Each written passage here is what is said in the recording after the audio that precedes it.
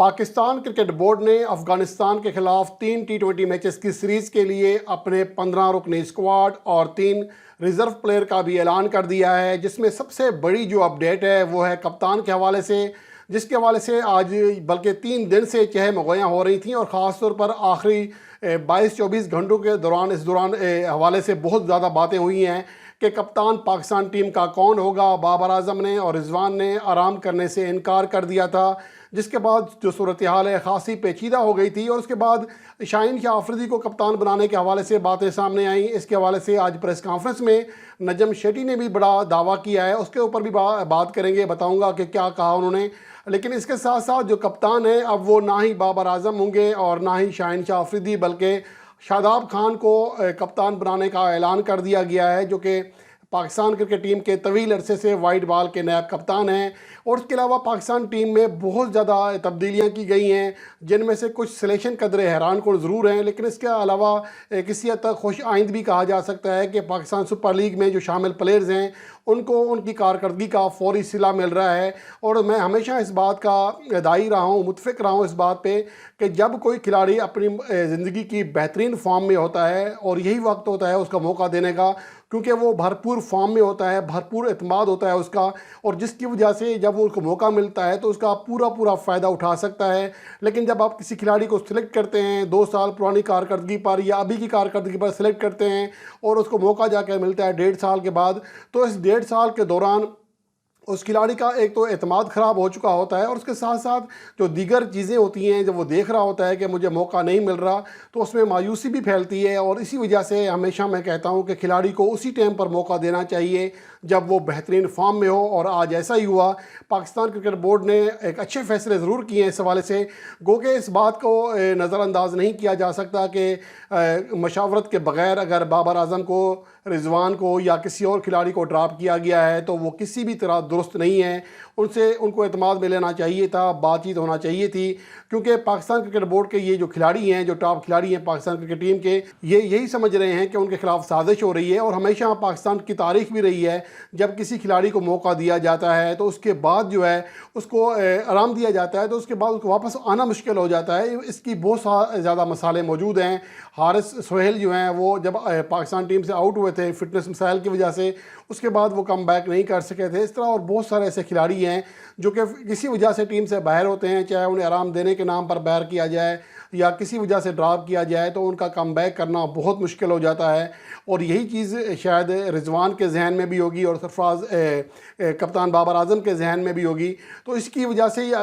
جو مسئلے آ رہے تھے۔ لیکن اس کے حوالے سے نجم شیٹی نے واضح طور پر کہا ہے کہ انہوں نے اس حوالے سے شاہین شاہ آفریدی سے کوئی بات ہی نہیں کی تھی، حالانکہ یہ انتہائی حیران کن بات ہے کہ جب آدھی بات ذرائع کی سچی ثابت ہو گئی کہ بابر اعظم کو اور رضوان کو زبردستی ریسٹ دیا جا رہا ہے، تو پھر ان کے متبادل کپتان کے طور پر شاہین شاہ آفریدی کا نام لیا جا رہا تھا، تو یہ اچانک کیسے سب کچھ آدھی خبر سچی ہوئی آدھی غلط ہوئی؟ تو یہ میرے خیال میں نجم شیٹی صاحب جو ہے اس حوالے سے قدرے بات نہیں کرنا چاہ رہے کھول کر اس حوالے سے۔ لیکن دوسری جو اہم چیز ہوئی ہے وہ ہے شان مسعود کی پاکستان کے T20 اسکواڈ میں سلیکشن، جس کے حوالے سے میں کیا کہہ سکتا ہوں، ان کی کارکردگی میرے خیال میں اس لیول کی نہیں رہی ہے کہ اس کو آپ لازمی طور پر پاکستان کے T20 اسکواڈ کا حصہ رکھیں۔ وہ پاکستان کے ٹیسٹ فارمیٹ میں، پاکستان کے ون ڈے فارمیٹ میں جگہ بنا سکتے ہیں، لیکن ان کے لیے T20 فارمیٹ میں برقرار رکھنا، جو کہ T20 ورلڈ کپ 2022 کے اسکواڈ میں بھی شامل تھے، لیکن ابھی تک ان کی کارکردگی ویسی سامنے نہیں آ سکی ہے، اور نہ ہی پاکستان سپر لیگ 2023 میں اب تک ان کی کارکردگی ویسی رہی ہے۔ اب تک وہ ٹورنامنٹ میں جو 9 میچز کھیلے ہیں 236 رنز بنا چکے ہیں، 26 کی ایوریج ہے اور 124 کا اسٹرائک ریٹ ہے۔ 2 ففٹیاں ضرور بنائی ہیں، لیکن ان کی کارکردگی میں میرے خیال میں ابھی بہت زیادہ خلا موجود ہے۔ تو یہ ایک فیصلہ ہوا ہے شان مسعود کا قدر حیران کن ہے، اور دیگر جو کھلاڑی جن کے بارے میں نے کہا کہ ان کو آرام دیا جا رہا ہے۔ تو اب فائنلی اسکواڈ پر نگاہ ڈالتے ہیں کہ پاکستان کا جو T20 اسکواڈ ہے 15 رکنی، وہ کن کن کھلاڑیوں پر مشتمل ہوگا اور ریزرو کون ہوں گے۔ کپتان شاداب خان، جیسا کہ میں پہلے بتا چکا ہوں۔ اس کے علاوہ دیگر کھلاڑیوں میں عبداللہ شفیق، اعظم خان، فہیم اشرف، افتخار احمد، احسان اللہ، اماد وسیم، محمد حارث، محمد نواز، محمد وسیم جونیئر، نسیم شاہ، سیم ایوب، شان مسعود، طیب طاہر اور زمان خان کا ڈیبیو کرانے کا موقع ملے گا۔ اس کے علاوہ نئے کھلاڑی ہیں سیم ایوب، یہ بھی حالیہ عرصے میں اچھی کارکردگی دکھاتے آ رہے ہیں پاکستان نیشنل T20 کپ میں، پاکستان ون ڈے کپ میں۔ اس کے علاوہ طیب طاہر کی کارکردگی بھی اچھی رہی ہے، گو کہ کراچی کنگز کے لیے وہ اس طرح کا کردار ادا نہیں کر سکے جس طرح کہ ان سے امید تھی، یا جس طرح کی کارکردگی وہ نیشنل T20 کپ میں یا پاکستان ون ڈے کپ میں دکھا کے آئے تھے، لیکن اس کے باوجود وہ خاصے ٹچ میں دکھائی دیے۔ ان کو موقع دینا بنتا تھا کیونکہ پاکستان کی سلیکشن کمیٹی چاہ رہی ہے، جیسا کہ آج ہارون رشید نے اپنا موقف دیا، کہ دیگر تمام ٹیموں کے پاس بہت زیادہ ریزرو پلیئر ہوتے ہیں، کئی ان کے جو پول میں بہت زیادہ کھلاڑی ہوتے ہیں، لیکن ہمارے لیے ہر بار 15 سے 18 کھلاڑی منتخب کرنا ہی مسئلہ بنا رہتا ہے۔ اس لیے ہم نئے کھلاڑیوں کو چانس دے رہے ہیں تاکہ ہمارا جو پول ہے وہ بڑھ جائے، اور یہی بات شاہد خان افریدی پہلے بھی کہہ چکے تھے جب وہ چیف سلیکٹر بنے تھے۔ لیکن بہرحال اب جو سلیکشن کے حوالے سے جو بات ہے احسان اللہ کی، اگر ہم بات کریں تو میرے خیال میں یہ درست فیصلہ ہے۔ وہ شاندار فارم میں ہیں، گزشتہ میچ سے پہلے وہ ٹاپ وکٹ ٹیکر تھے، ابھی جو عباس افریدی ہیں وہ آگے نکلنے میں ضرور کامیاب رہے ہیں، لیکن احسان اللہ کی جو کارکردگی ہے، ان کی جو سپیڈ ہے، ان کا جو مسلسل پرفارم کر کے دے رہے ہیں، یہ نہایت ہی خوش آئند بات ہے کہ ان کو فوری طور پر موقع مل رہا ہے۔ یہ ان کا دوسرا PSL سیزن ہے، اگر ایک طرح سے دیکھا جائے تو پہلا ہی سیزن ہے، کیونکہ گزشتہ سیزن میں انہیں موقع نہیں ملا تھا، ایک میچ ملا تھا صرف، تو اس بار جو ہے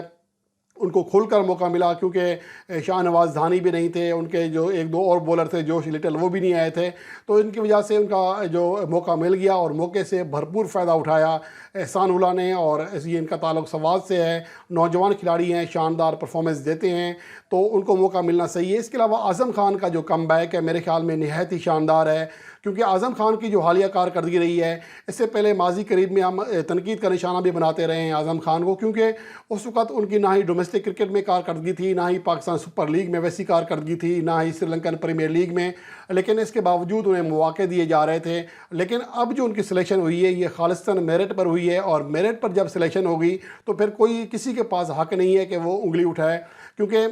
موجودہ وقت میں جس طرح وہ بیٹنگ کر رہے ہیں، پہلے تو صرف یہ تھا نا کہ وہ اسپنرز کے خلاف اچھا کھیلتے تھے، لیکن فاسٹ بولرز کے خلاف ان کی کارکردگی اچھی نہیں رہتی تھی، لیکن پاکستان سپر لیگ 2023 میں آپ نے دیکھا کہ وہ تو ابراہیم ڈیویلیئرز بن گئے ہیں، وہ فاسٹ بولر کو بھی لیگ پر بیٹھ کر ٹانگ نیچے رکھ کر کے چھکے لگا رہے تھے، تو یہ ان کے اندر اعتماد آیا ہے، بھرپور اعتماد کے ساتھ کھیل رہے ہیں، تو یہ ایک اچھی چیز ہے۔ اور جہاں تک فٹنس کے حوالے سے بات ہے تو میرے خیال میں